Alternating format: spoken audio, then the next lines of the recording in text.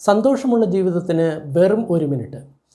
സന്തോഷം ആരാണ് ആഗ്രഹിക്കാത്തത്? പക്ഷേ മിക്കവരുടെയും ഏറ്റവും വലിയൊരു പ്രശ്നം, പ്രത്യേകിച്ച് വളർന്നു വരുന്ന കൗമാരപ്രായക്കാരായിട്ടുള്ള ആൾക്കാരിലുള്ള ഏറ്റവും വലിയ പ്രശ്നം ഓപ്പോസിറ്റ് ആയിട്ടുള്ള സെക്സിനോടുള്ള ആകർഷണമാണ്. അതായത് കാമചിന്തകളാണ്. ഇതിനെ എങ്ങനെ നമ്മൾക്ക് നീക്കം ചെയ്യാം? അതിന് ഒരു നല്ലൊരു ധ്യാനവിധിയുണ്ട്. അതായത് നമ്മൾ ഒരു വ്യക്തിയെ കാണുകയാണെങ്കിൽ ആ വ്യക്തിയുടെ ഉള്ളിലുള്ള സാധനങ്ങൾ പുറത്തും പുറത്തുള്ള സാധനങ്ങൾ അകത്തും ആണ് എന്ന് സങ്കല്പിക്കുക. അപ്പോൾ ഉള്ളിലുള്ള സാധനങ്ങൾ വെളിയിൽ വരികയാണെങ്കിൽ എന്തൊക്കെയായിരിക്കും നമ്മൾ കാണുക? നമ്മളതിൽ വൃക്ക കാണും, ഹൃദയം കാണും, ശ്വാസകോശം കാണും, അതേപോലെ തന്നെ കുടലുകൾ കാണും, അതേപോലെ തന്നെ മാംസം കാണും, അസ്ഥി കാണും, അതേപോലെ തന്നെ മലം കാണും, മൂത്രം കാണും, രക്തം കാണും, ഇതെല്ലാം കാണും.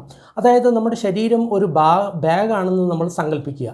അതിൽ പലതരത്തിലുള്ള ധാന്യങ്ങൾ ഇട്ടിട്ടുണ്ടെന്ന് വിചാരിക്കുക. അപ്പോൾ നമ്മൾ ആ ധാന്യങ്ങൾ പുറത്തെടുക്കുന്ന സമയത്ത് ഇത് നെല്ലാണ്, ഇത് ഗോതമ്പാണ്, ഇത് കടലയാണ് എന്നിങ്ങനെ ഓരോന്നിനെയും നോക്കുന്നത് പോലെ നമ്മുടെ ശരീരത്തിൽ എന്തൊക്കെയാണുള്ളത്? 32 അശുഭ വസ്തുക്കളാണ് നമ്മുടെ ശരീരത്തിലുള്ളത്.